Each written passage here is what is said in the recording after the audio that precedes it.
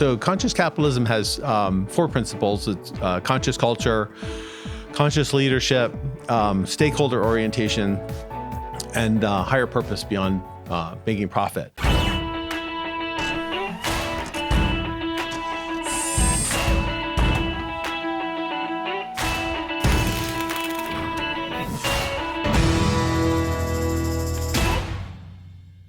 Just a quick reminder for you to like, subscribe, and rate this podcast so we can get your feedback and know how to make it better. Hey, it's Ari. Welcome to another episode of the Made in America podcast. Today, we're going to go in a little bit of a different direction. Frequently, we talk about people's businesses or people who are supporting the manufacturing ecosystem. But today, I'm with Gavin Watson, and we're going to be talking about how to run a tremendously successful business.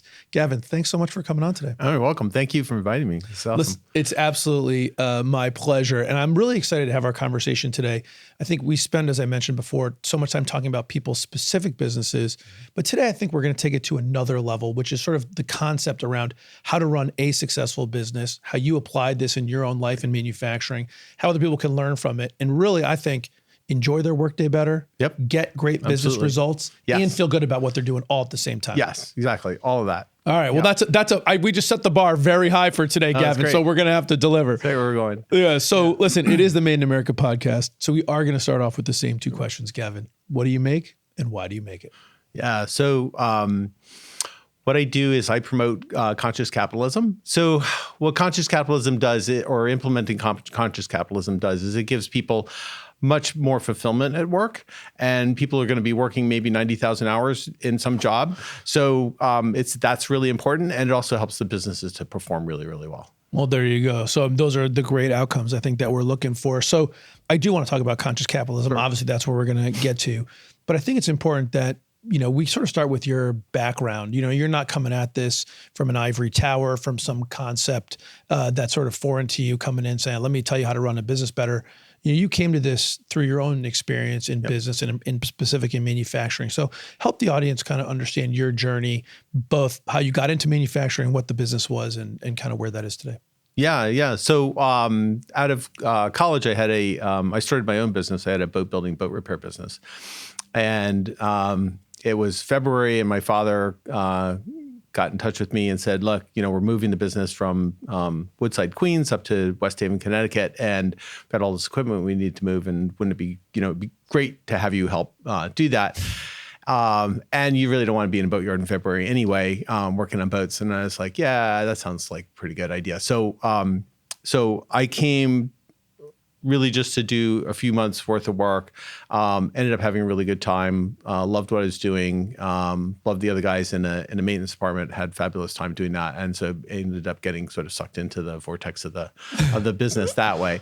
Through the maintenance department? Through the maintenance department, yeah. So I started off as maintenance mechanic. And then shortly, a couple of years after that, the guy who was in charge of engineering, he left, and I ended up running the engineering part of the business. And from there, when the guy who was in charge of the production facilities and things, when he left, then I basically got that job. So ended up basically running operations in the family business. And, we started off, when I started there were maybe 20 people in the company. And when we sold the company in 2019, we had 330 employees. Not a bad run. Right before, what was your guys' sort of top line revenue in the year that you sold? Yeah, so it was $100 million in sales. That's a milestone number. Yeah. We were really pushing for that the last year. We were really close a few times before that. We were like, yeah, we're going to do this. So, and we did. There you go. Congratulations, by the way. That's something to be proud of. So what was the business? So it was Watson Incorporated, I believe, which is clearly a link to your name. Yeah. So maybe give us some quick background about the company and what it did. Sure. So our grandfather started it back in 1938. And it was started off making bakery mixes and things for Pillsbury, actually was the first customer. And then in the 50s, we got into doing blends with vitamins and minerals because the U.S. government had passed rules that bread products had to be fortified with these things. We were already supplying mixes to these customers. So we got into nutritional ingredients, and then the sports drink nutrition bar market and all those sort of things happened, and we ended up supplying lots and lots of breakfast cereals and lots of people fortifying lots of products. So so that's what we got. So it's sort of making the vitamins and the nutritional aspects that go into other products, basically. Yeah, exactly. So no one, I never bought anything from Watson Incorporated. No, not directly, but you absolutely have eaten stuff that came through our facility. So so we would buy the vitamins and minerals and modify them, coat them to mask flavors and tastes and things like that, blend them together in the ratios that the customer needed, and then assay them to make sure that the quantities were all there the way they were supposed to be, and sell them to the customer, added to their product. So you exited the business in 19. When did you start in the business? Probably 1986, I think, something like that. Okay. So that's going to be like 33 years if I'm doing my math. Something like that. Yeah. That's about right. There. Yeah. So a lot changing. So you guys kind of rode the wave sort of, I guess, probably in starting around late 90s and the 2000s of people really getting into various sort of sport drinks, and then eventually nutrition bars and all that stuff. Yeah, exactly. And so so obviously successful business, you were involved in operations. So I want to really move sort of to what got us here today, which is you're being sort of the chairman of the Connecticut chapter for Conscious Capitalism. So let's educate the audience. What is Conscious Capitalism? Yeah, so Conscious Capitalism has 4 principles. It's conscious culture, conscious leadership, stakeholder orientation, and higher purpose beyond making profit. But I think the easiest way to explain it, the best way to explain it, is to use evolutionary biology as a foundation. We'll just drive right away from business and get into biology. Let's do it. So in evolutionary biology, it's all about the survival of the fittest, right? So if you're thinking about a bunch of some humans competing for fitness or whatever, from a survival point of view, individual competition, the strongest, fastest, smartest, best looking, whatever, will tend to have the most offspring, and that sort of thing. And that's winning the evolutionary biology competition, is how many offspring do you generate and that sort of thing. So and neoliberal economics basically came up with essentially the same kind of concept, and said that the type of business person that will succeed in business is the one that's most rational, value calculating, and most self-interested. So it's that same sort of formula of those traits are going to make you, get you to the point where you're winning this competition between individuals. The idea being sort of like drawing a parallel between business, which is, some people dog eat dog world, whatever, but where you're competing in business, and sort of equating that back to the evolutionary concept. So just to back up a second, we're in the African savannah, and the idea is the person who's the biggest, the fastest, the strongest, and can attract the most mates and procreate will have the most offspring. You got it. In the business world, that sort of translates into win more business, generate more profit, get a bigger business. Right. Exactly. Exactly. Same exact concept, right? I see it. So now, so that's the general understanding that people have of evolution. So now there's a revolution in this whole concept. This guy, David Sloan Wilson, shows up. He's an evolutionary biologist, and for the last 20 years or so, or maybe even a bit longer than that, he's been saying that evolution doesn't only happen at the level of the individual. It does happen there. There's, individual to individual competition, and it happens at that level. But evolution can also happen at the level of the group. And when evolution happens at the level of the group, it changes everything. So you were talking a minute ago about, out on the African savannah, individuals competing with each other. So if you imagine, 50,000 years ago out in the African savannah, 2 human groups, and they live a few hundred miles apart from each other, so they never actually cross paths or anything like that. And they're both about the same size. And one group is composed of some altruistic individuals who are very friendly, compassionate, generous, and, will watch each other's kids and show people how to make tools and share their stuff. And also within that group, you've got a few self-interested individuals who are basically like the neoliberal economics model. They're rational, self-interested, value calculating individuals. And what happens over time is— Which would be to say that in that model, just to be clear, Sure. at one point would be to say they make every decision Yes. in this theoretical model. Exactly. Their sole decision framework is What's in it for me? What Right. if I have three decisions? Which of the three will benefit me individually the most? Yeah, absolutely. And so I may benefit from the other two, Yeah. but if I incrementally benefit more from the third, then I go for the third. Yes. Because that's my decision framework is all framed up around Exactly. where do I personally get the most? Okay, Yes. I'm with you so no, far. yeah, exactly. You're exactly right, because in evolution, you don't have to make a perfect decision. It's just a better decision than the other ones, right? So, so that works. So what happens over time, though, is those self-interested individuals or selfish individuals take advantage of the altruistic individuals in the group, and overall, the group performance suffers. So now you've got this group out there in the African savannah, which is kind of a hostile area, exactly. And this group is now no longer as strong as it was before.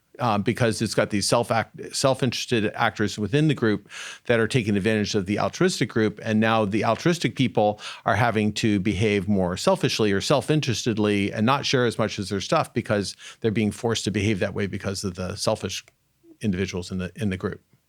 Okay, I think I'm following. Right. So now we look at the other group. So the other group, the other imaginary group that we've created, is a group of altogether altruistic individuals. So either they are just naturally altruistic and compassionate and generous and in every way, and or they've come up with a system that suppresses the selfish behavior that could occur in the group. So, and now that group, if you compare those two groups, the altruistic group will outcompete the selfish group, the group with the selfish individuals every single time. As measured by, so in this theoretical group experiment here, if you fast forward 100 years, or because evolution is long, maybe it's not even that long, a generation or two generations, right?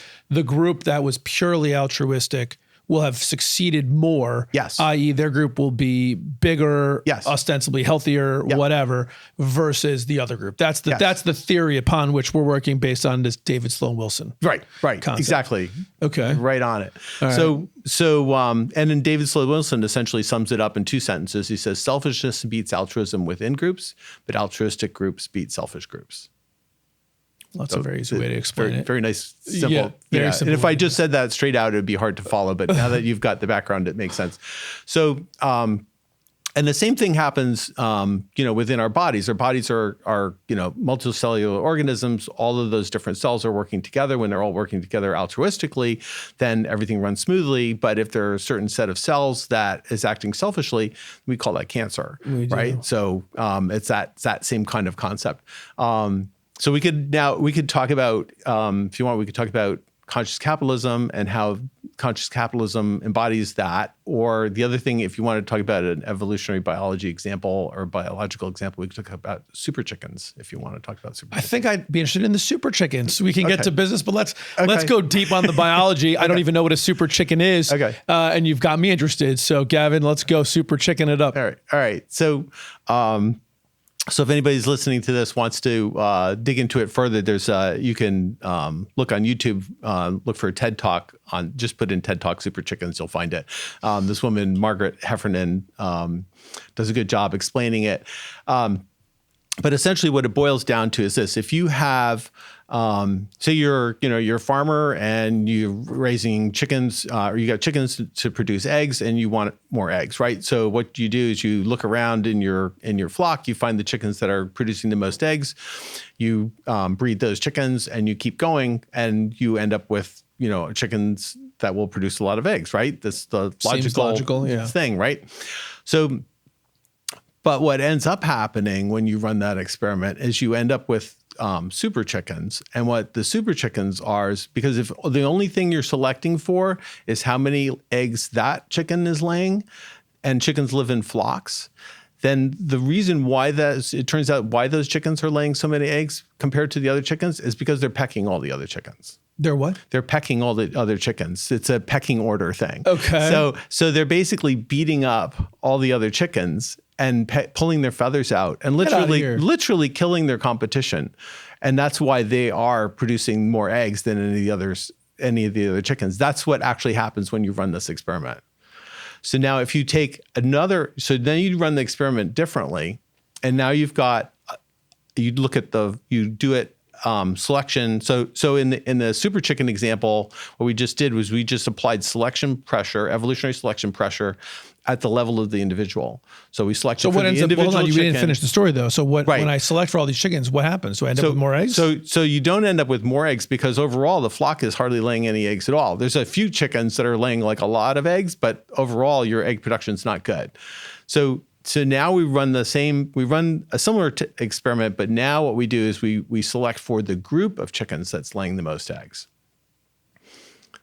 And if you do that and breed the group of chickens that's laying the most eggs, then what you end up with after after the same number of generations is a bunch of altruistic chickens that are not pecking each other or harassing each other and are letting each other get on with their business and lay a bunch of eggs.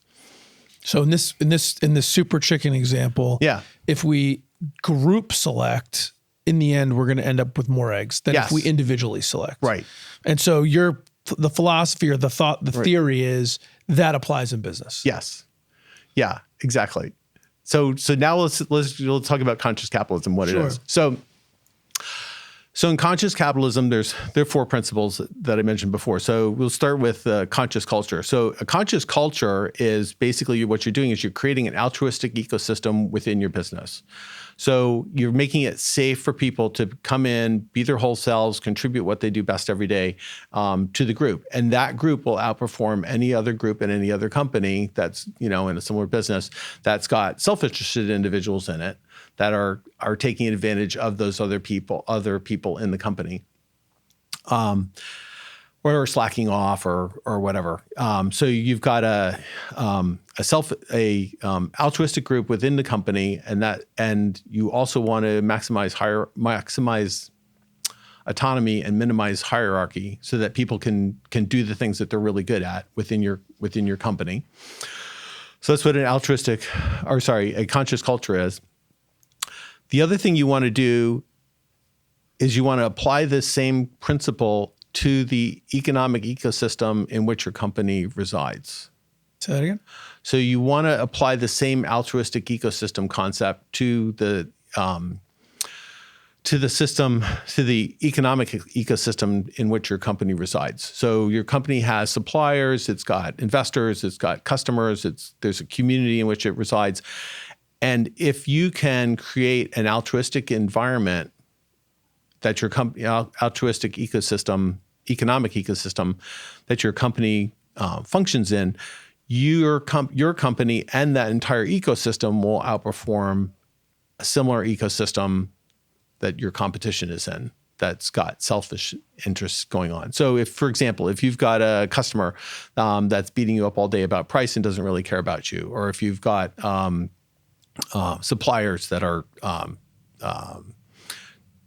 don't care about you, don't care about the group and maintaining the group, and they're just in it for themselves and acting selfishly, that group won't perform as well. Or if you've got investors that are just all about like, what's in it for me, how much money can I get out of this, as opposed to caring about the companies that they've actually invested in and wanting them to succeed in more ways than just making money.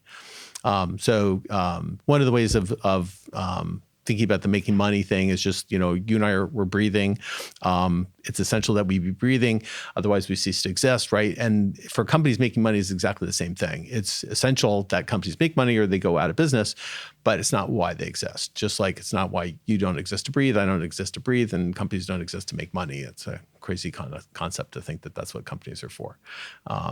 So companies are for, for human beings and for making, a better future for all of us. And in theory, the most efficient way to do it. Yes, exactly. So that was on the conscious culture, which you're saying is within and without the organization. And in conscious capitalism, we talk about it as stakeholder orientation, which means like all of those entities outside your company. So basically, stakeholder orientation is the same thing as creating an altruistic ecosystem in which your company resides.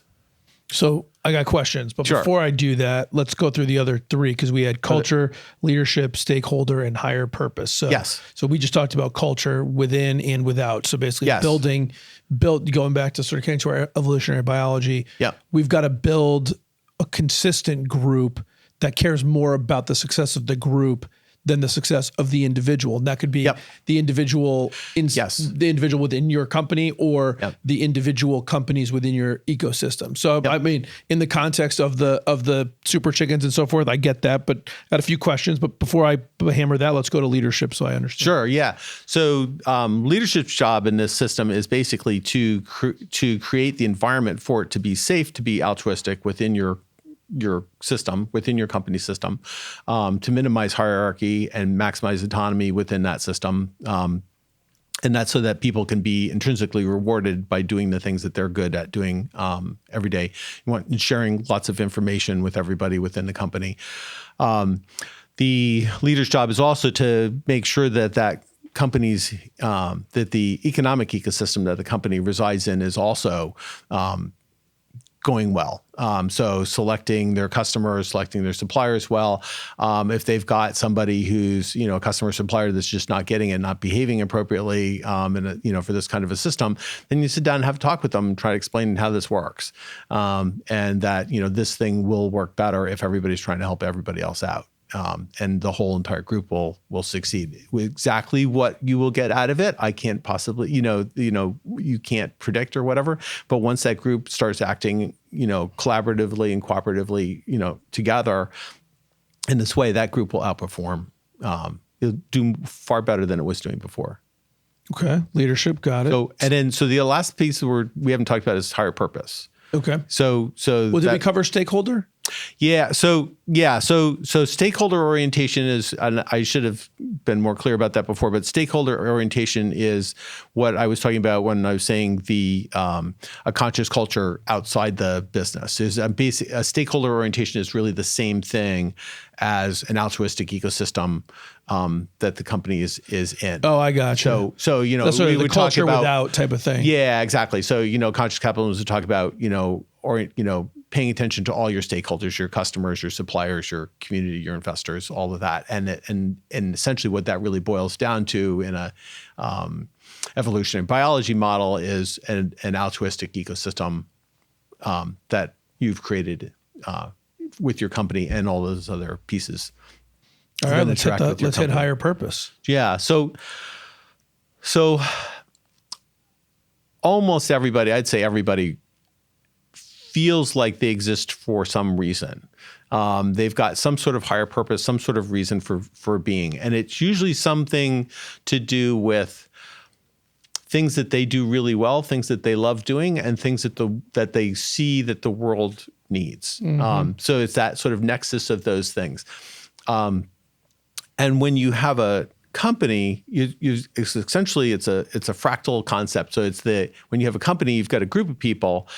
And if that group understands that it's really good at certain things and the world really needs certain stuff and they're really good at that can be part of what their purpose is. So your higher purpose beyond making a profit is not necessarily, is not making money necessarily. Obviously you have to do that, but it's doing something that your group is good at for some other group or groups outside your company. Say it again. So at the individual level, if you think about it like as an individual, your higher purpose is probably something to do with what you are really good at, what you love doing, and what the world needs. Got it. Right, and the same thing applies to a group of people. So it's what is the that group people loves, is good, what they could do, exactly what the world needs. Okay, so you're just taking yeah, exactly. It's just the same thing at a different level. So what happens then when you're in a company and you can come in with and the company is sharing with you lots of information about what's going on, and you can see what needs to be done, and you know what you're really good at, and you get to do that thing that you're good at to help the rest of your group, and you know that your group is working in service of doing something else for some greater good in the greater world. whether it's truth or beauty or goodness or whatever the thing is related to, that's super motivating. Yeah, well, I'm sure it is super motivating. Yeah. No, I got you. That's what higher purpose is. Okay, so making sure that we know what we're working towards, and sort of, I mean, this goes sort of aligned to, I think, like fairly well known sort of business thing is put everyone in their highest and best use, right? Yeah. So, and I think that's what we're talking about, right? Yeah. So, I mean, generally you like what you're good at. Yes. Generally, not always true, but I mean, right. I those things tend to probably self-reinforce. Or you want to be good at something too. That could be part of your thing. Yes, you're correct. aspirationally wanting to do it. Although down there, that can get really dangerous, right? But depending on what it is. But anyway, I'm with you 100%. So you want to do more of that. So I mean, let me just zip up a level here, which is we say that the group outperforms. Yep. So that's sort of been this concept we talked about. Yeah. So, in business, the generally accepted scoreboard, I think, is sort of financial results. Yep. Right. So therefore you would say, if you're saying this group performs better, I think what we would be arguing is at the least they'll be generating higher gross margins. Now, maybe you're going to invest some of that and donate it or whatever. So that aside, then it would also in theory deliver higher net margins. And that would say we are performing better. That would be the equivalent, I think, to the groups in the African savannah we talked about, where one has more offspring than the other, right? So I think that's that. So the, what are the things that you need to do to make this way work so that it will actually be better? Because it's, I mean, I can't be the first person to say, well, Gavin, this sounds, this sounds a little kumbaya. I mean, yes, it sounds good in theory, right? But in practice, this isn't how the world works. Yeah. And what do you say to that? Sure. So I could give some like concrete examples of the things we did in our company. Yeah, that'd be great.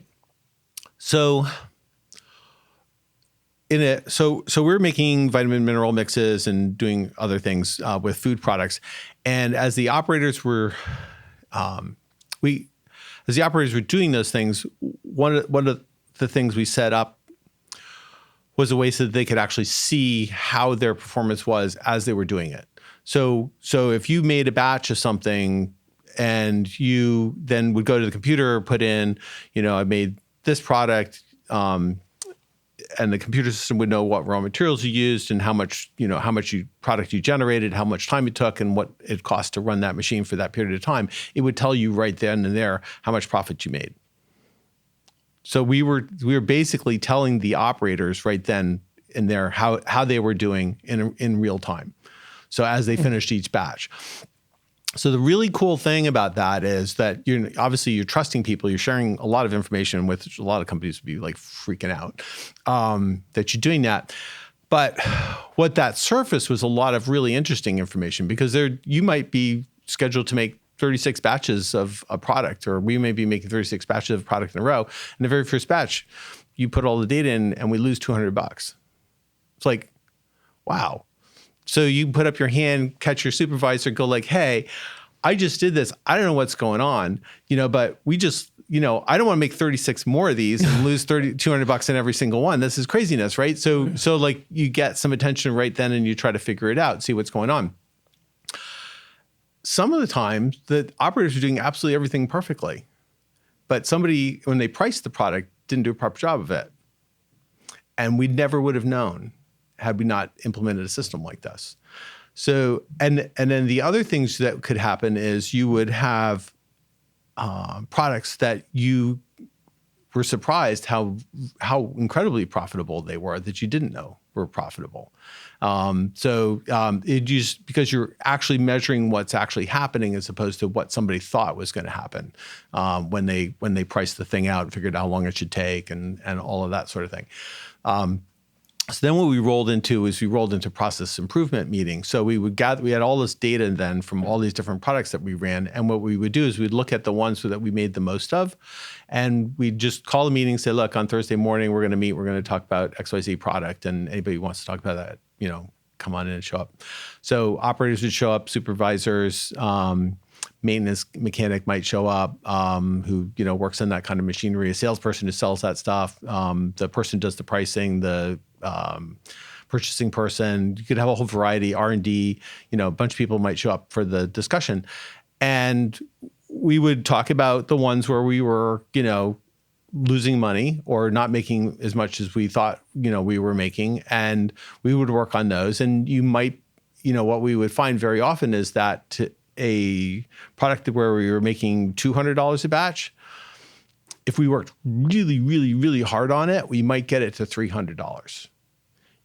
But there were other products where maybe we were making $3,000 a batch, and with not a whole lot more effort and everything in it, we could be making $4,000 or $4,500 a batch. So now we had like a lot of really cool stuff happening, and all these different people engaged in this thing. And it wasn't like nobody was blaming each other or anything. And you would just find out interesting stuff in the discussion and be like, okay, so you guys made these batches on Monday, and then on Tuesday we made these other batches, and they took a whole lot more time. Why did that happen? And the operator would be like, well, this first product came in and the raw material was in bags, and I can just put them up on the hopper, slice them open with a razor blade knife, dump it in the machine, and it's just like boom, boom, boom, load it up.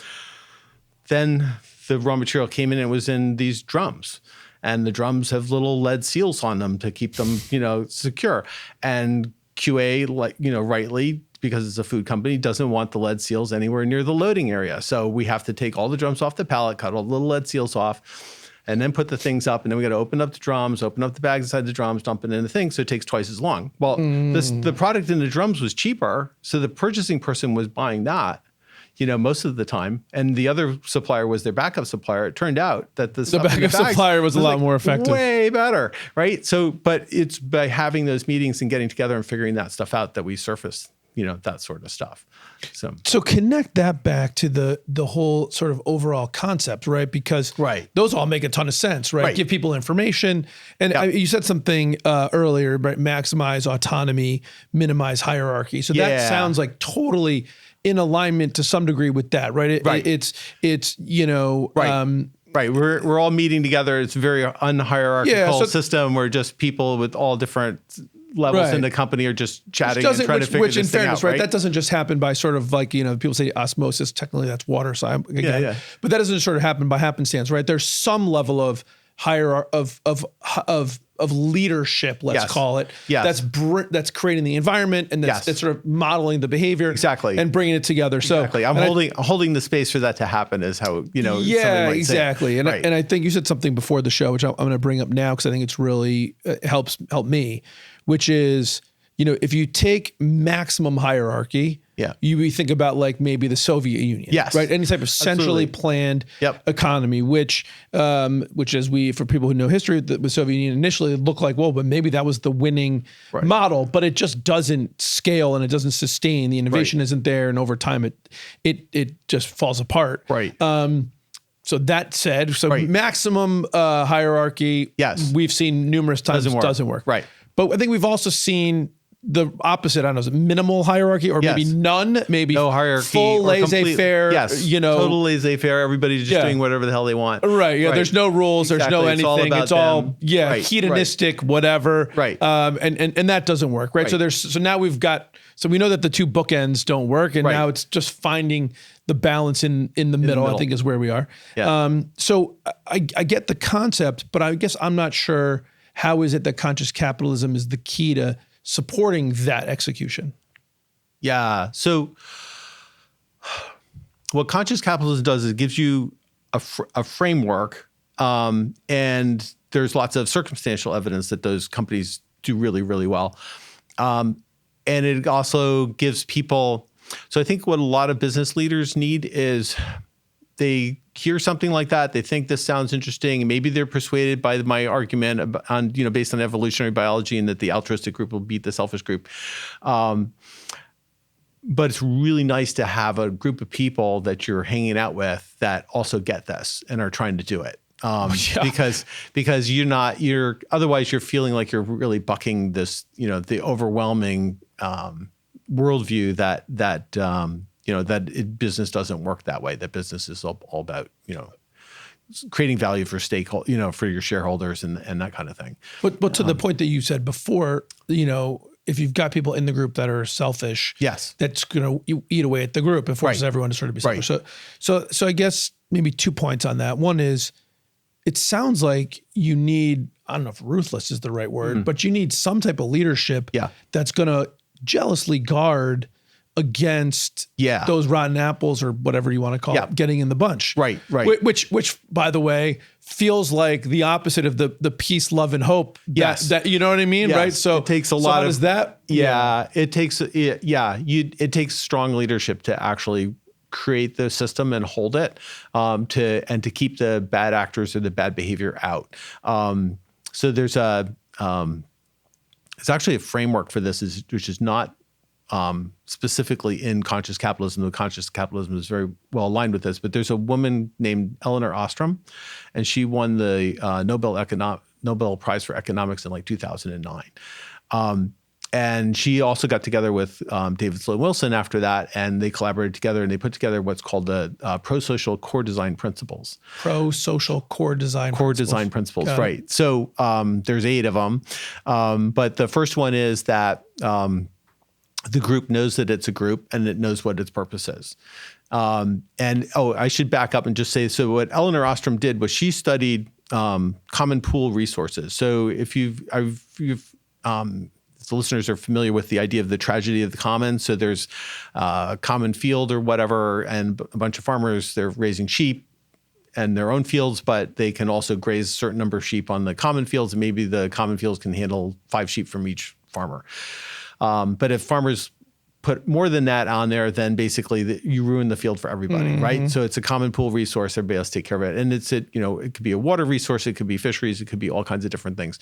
So Elinor Ostrom studied groups that had common pool resource and groups that succeeded in doing a great job of that and groups that completely failed at doing that. And she determined that the groups that did a really good job had these 8 core design principles.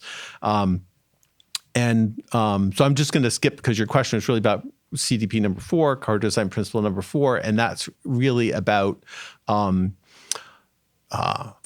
the rules or whatever it is that we've set up, or how we're going to act and how we're going to behave.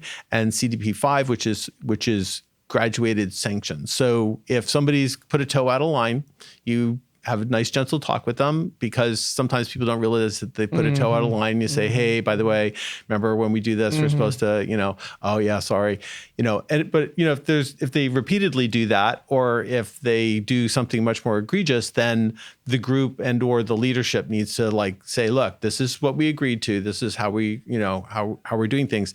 And you're not towing the line. So it's up to and including getting kicked out of the group.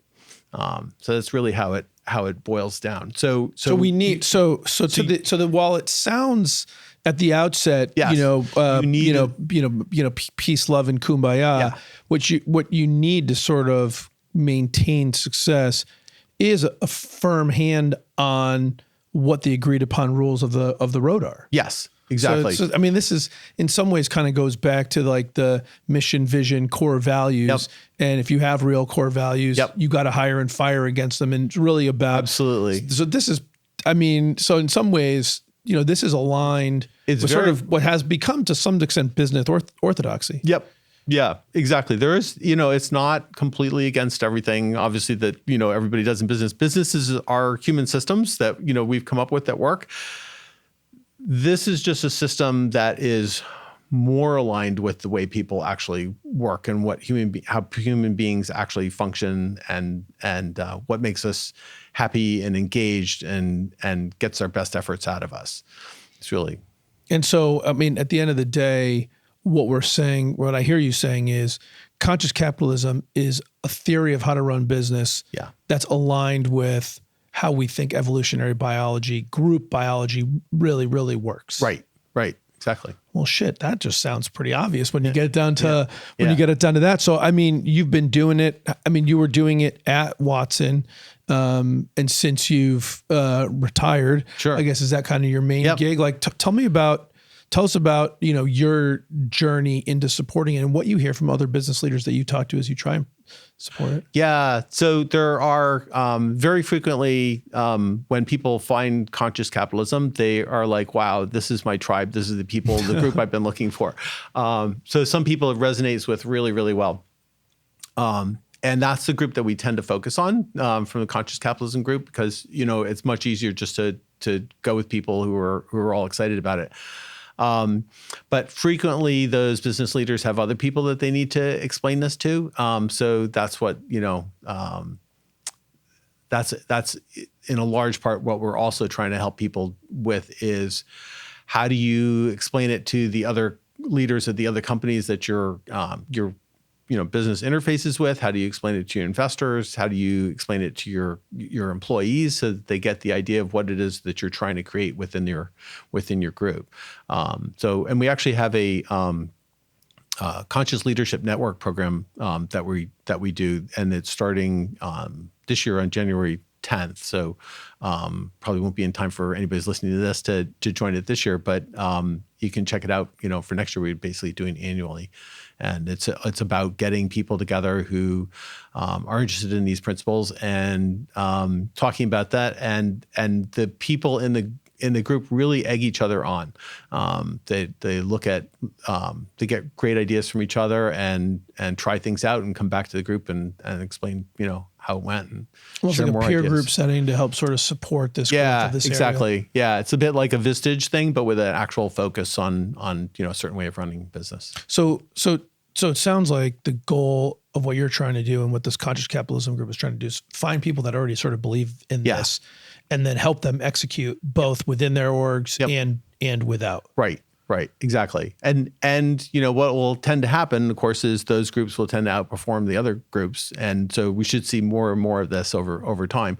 The other thing is that I should mention too is that David Sloan Wilson has a group called Pro-Social World, and they're being funded to some extent by the Templeton Foundation, and they're very much into studying companies that are implementing these things and then measuring the change in the company to see how it's doing. So that's another option if people are interested in getting into the stuff a bit more. So people, and I know we're a bit running out of time, and I want to talk about your book because you did bring it, and I think it's cool and it's related. I wonder, just as you've been doing this and you've talked to folks who sort of finding it and going, this is my tribe, this is for me. Like, if they were listening to this episode right now, what would they be thinking? You think like, hey, if this is triggering you to think this or think that, this is for you. Like, do you have any Yeah, I guess I'd say if you've always felt very responsible for your people in your company, like some people can just sort of say, sales aren't great this month, lay off a bunch of people or something like that, and it doesn't bother them, they can sleep fine. For other people, that's like a really, really tough thing to have to deal with.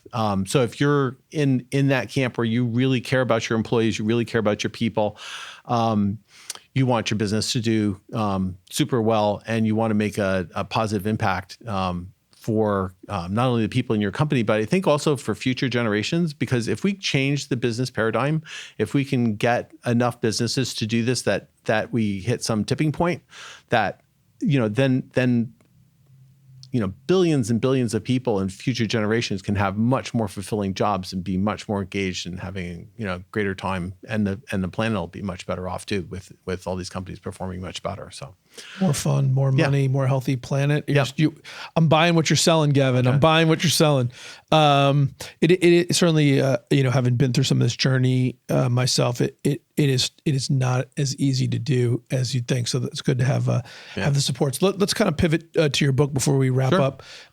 So the name of your book's Altruistic Business. Subtitles: My Conscious Business. Why Conscious Businesses Outperform the Competition. So maybe give us some background. Why'd you write the book, and sort of what's the goal? Yeah. So the reason why I wrote the book was because when I would talk about conscious capitalism, or even before I knew about conscious capitalism, when I would talk about the things that I was trying to do and why I was trying to do it, it always sounded like peace, love, granola, sort of warm, fuzzy sort of stuff. And people's eyes would glaze over and they'd go like, it doesn't really sound like a business thing. So but I knew that those things went together. I knew that if you did well, that you would do well, and if you do good, you'll do well. I knew that if we treated employees, better, I knew that if we made them more part of the whole thing and we shared more information and invited them to make, more of a contribution every day by minimizing hierarchy and letting them do more stuff, and grow and learn and all those sort of things, I knew that we would do better. I just couldn't explain it and wrap it up in a simple package very easily. So, basically what I did was I wrote the book to explain, why conscious capitalism works. And, essentially it works because altruistic groups will beat selfish groups. And, that's the crux of the thing. And does it take us through, is it all theoretical? Does it take us through your individual journey? Like kind of what's the frame up? Yeah. So the first part of the book is the theoretical part. And besides the bits that we've been talking about, there's also evolutionary psychology. The field of positive psychology is very key in all of this as well. So there's a bunch of theoretical sort of stuff, but then the second half of the book is all the practical things, the things that we actually did and implemented in our company right from when we began implementing lean and lean manufacturing principles. If you do lean right, you're going to end up at conscious capitalism. Say that again. So if you do lean right, yes, you're going to end up at conscious. You're going to end up at conscious capitalism. It's the way it works. Man, on this podcast, we probably should have started with that. But there we go. Oh, dude, Gavin, look, I think it's great. There's a lot of wood. There's a lot of wood to chop here, and I think you said before, if you do good, you do well, and I think. My life's journey has certainly shown that, more often than not. And that if you're going to get to the same destination and you could do it by spreading goodness, it's certainly way more fun than the other way around. And I mean, just in sort of, current, navigation of current news. I mean, you look at what happened at FTX, for example, right? And you take advantage of people. Maybe not to mix metaphors, but the chickens come home to roost at some point, super or otherwise. Well, Gavin, listen, I super appreciate you coming on and sharing all this with us. Look forward to following your journey. Thanks. But can we switch to rapid fire round of questions? We'll wrap it up. Sure. All right, my man, are you ready? Yeah. All right. Red Sox or Yankees? I'm not a baseball person at all, actually. Skipping neither. Yeah, neither. Fair enough. Yeah. Starbucks or Dunkin'? A Dunkin'. Staycation or exotic destination? Staycation. Really? Yeah. That's a surprising one for a guy who builds boats. Yeah. And I think the audience doesn't know, but you built and lived on a 30-foot boat for a year with his wife. iPhone or Android? Android. Sports car or SUV? SUV, but electric. Electric SUV. Do you have a favorite business book? That's a really good question. I guess I'd say actually it's not strictly a business book, but This View of Life by David Sloan Wilson is really good. This View of Life. Let's go. We'll add it to our library list. If you had to do something other than be chairman of Conscious Capitalism Connecticut, it could be anything in the whole wide world, what would you do? Probably boat building. Back to the boat building. Probably going back to the boat building thing, boat design, boat building. Nice. Stuff, yeah. What's something that you learned early in your life or early in your career, Gavin, that you think helped propel you to all the success that you had? I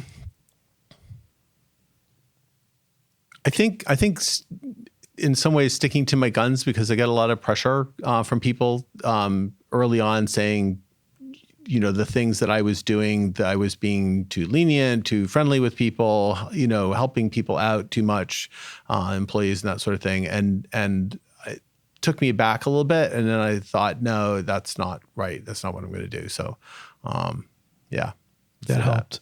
And what's something that you learned later in your career or later in your life, if you could go back and tell young Gavin and he'd listen to you and have a real positive impact on him? I'd try to tell them about the things in this book and that, the idea, because I think for me, it's one of those most powerful things that an altruistic group will outcompete a selfish group. I think that's just an amazing concept, and that so that all of those things that we do that we naturally want to do we're good in the world and everything. Those are the things that will make our groups perform really, really well. So that's what it's all about. That is what it's all about, building that altruistic group and then curating it, right? To make sure that we don't get any of those selfish actors in there, and then that group will outperform. Yeah. Gavin, I really appreciate your perspective. Thank you for coming on and sharing it with us. Very welcome. Thank you. Made in America with Ari Santiago is brought to you by CompassMSP. Thanks for listening and spending some time with me today. My goal is to help build a strong manufacturing community, and it would be impossible to do without all of you.